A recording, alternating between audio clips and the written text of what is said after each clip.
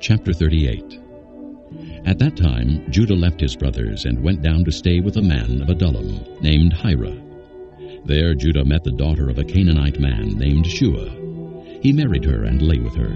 She became pregnant and gave birth to a son, who was named She conceived again and gave birth to a son and named him Onan. She gave birth to still another son and named him Shelah. It was at Kesed that she gave birth to him. Judah got a wife for his firstborn, and her name was Tamar. But Judah's firstborn, was wicked in the Lord's sight, so the Lord put him to death. Then Judah said to Onan, "Lie with your brother's wife and fulfill your duty to her as a brother-in-law, to produce offspring for your brother." But Onan knew that the offspring would not be his. So whenever he lay with his brother's wife, he spilled his semen on the ground to keep it from producing offspring for his brother. What he did was wicked in the Lord's sight, so he put him to death also. Judah then said to his daughter-in-law Tamar, "Live as a widow in your father's house until my son Shelah grows up." For he thought, "He may die too, just like his brothers." So Tamar went to live in her father's house. After a long time, Judah's wife, the daughter of Shua, died. When Judah had recovered from his grief, he went up to Timnah to the men who were shearing his sheep, and his friend Hira the Adullamite went with him.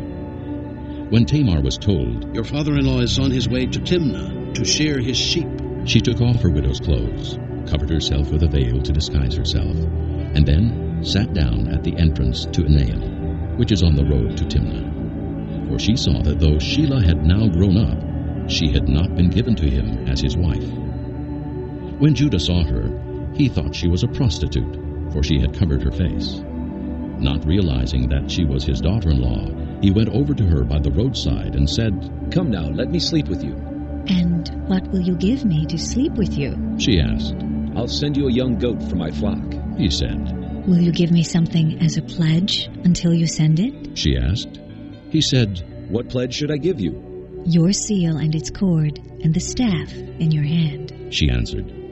So he gave them to her, and slept with her, and she became pregnant by him. After she left, she took off her veil and put on her widow's clothes again. Meanwhile, Judah sent the young goat by his friend the Adullamite in order to get his pledge back from the woman, but he did not find her.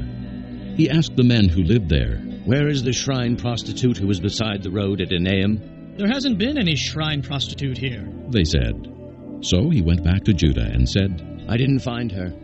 Besides, the men who live there said, 'There hasn't been any shrine prostitute here.'"